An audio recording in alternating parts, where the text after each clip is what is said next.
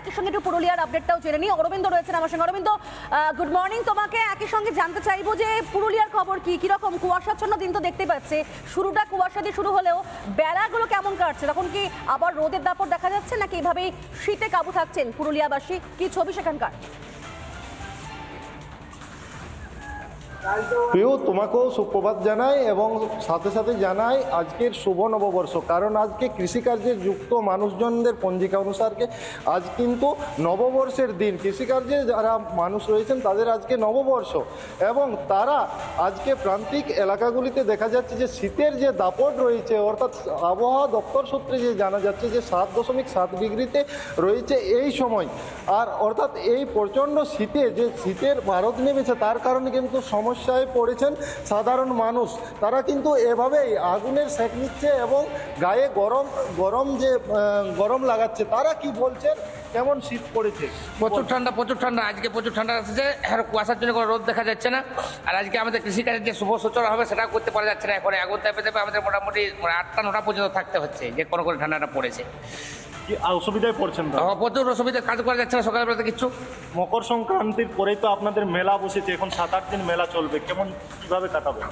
এই বাচ্চাদের নিয়ে যাওয়ার খুব অসুবিধা হয়ে যাচ্ছে। মেলা তো 2টা থেকে 4টা পর্যন্ত থাকা যাচ্ছে, তারপর থাকা যাচ্ছে না। মেলা তো পুরো ঠান্ডা আসে যাচ্ছে একেবারে। তারা এদিকে দেখাতে বলবো যে চায়ের দোকানের পাশে তারা কিন্তু এসে রয়েছে এবং চায়ের দোকানে ভিড় জমিয়েছে যেমন একদিকে, তারা অন্যদিকে দেখা যাচ্ছে যে আগুনের সেঁক নিচ্ছে।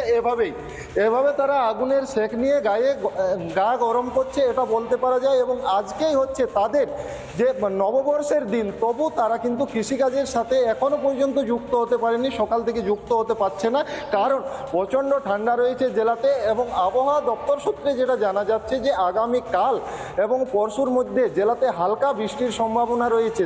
সেই বিষয়টা নিয়ে তারা কিন্তু খুশি। এই যে বৃষ্টির সম্ভাবনা রয়েছে, আপনারা কতটা খুশি? যদি কিছু বৃষ্টি হয় তাহলে আমাদের যে চারা ক্ষেত বাড়াবাড়ির কাজ হয় সেটা শুরু হয়ে যাবে। বৃষ্টি হলে তাতে খুশি আছি আমরা। যদি হয় তাহলে ঠান্ডাকে উপেক্ষা করে কৃষিকার্য কিভাবে করবে? এইভাবে তো আমাদের করতেই হয়, তাছাড়া তো আমাদের কোনো উপায় নেই কৃষিকাজ ছাড়া। তুমি থাকো আমাদের সঙ্গে। আমরা অবশ্যই পুরুলিয়ার পাশাপাশি একটুখানি আসানসোলের খবরটা নেব, কারণ আমরা দেখতে পাচ্ছি উত্তরে হাওয়াটার কোনো বাধা থাকছে না, পশ্চিমী ঝঞ্ঝা কেটে গিয়েছে আর এভাবেই শীত আরও বাড়ছে। কিন্তু শিল্পাঞ্চলের খবর কি, শিল্পাঞ্চলবাসী বা কি বলছেন? ব্রজ, সুপ্রভাত তোমাকে। কি খবর সেখানকার? কুয়াশাচ্ছন্ন দিন তো দেখতেই পাচ্ছি, বেলা বাড়তে ছবিটা কি বদল হচ্ছে?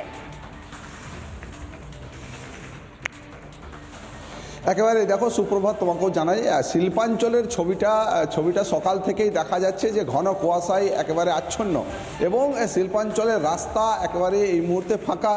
যান চলাচল কিন্তু ধীরগতিতে হচ্ছে এবং যেখানে সেখানে আমরা দেখতে পাচ্ছি এই শীত থেকে কিছুটা বাঁচতে মানুষকে আগুন জ্বালিয়ে তাপ নিতে এই ছবিও কিন্তু ধরা পড়ছে। পাশাপাশি জানিয়ে রাখি যে বেলার দিকের ছবি যদি বলি, বেলার দিকে বেশ কয়েকদিন ধরে কিন্তু কনকনে ঠান্ডা রয়েছে, কারণ ঠান্ডা বাতাস কিন্তু বইছে শিল্পাঞ্চলে এই মুহূর্তে এবং ঘন কুয়াশা রয়েছে। এই মুহূর্তে আসানসোল শিল্পাঞ্চলের যে তাপমাত্রা, সেই তাপমাত্রা বেশ কয়েকদিন থেকেই 15 থেকে 20 ডিগ্রি নিচে নেমেছে।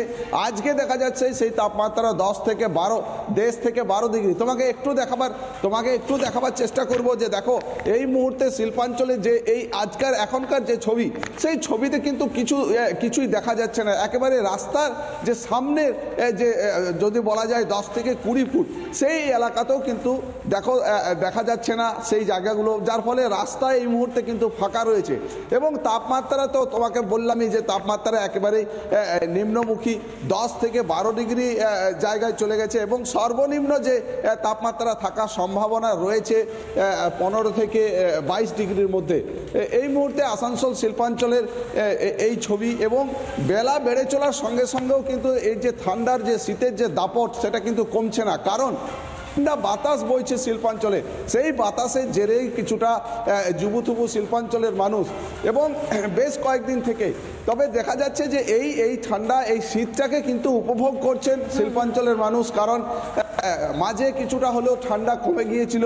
সাধারণ মানুষের মধ্যে যারা শীতপ্রেমী তারা কিন্তু ভেবেছিল যে হয়তো শীত কি বিদায় নিল এবছরের মতো, কিন্তু না, শীত আবারও ফিরছে। উত্তরে হাওয়ার একেবারে কোনো মাঝে বাধা রইল না, কারণ পশ্চিমী ঝঞ্ঝা কেটে গিয়েছে। এই জন্য কিন্তু বঙ্গে শীতটা বাড়ছে, যেমনটা আমরা জানতে পারছি হাওয়া অফিসের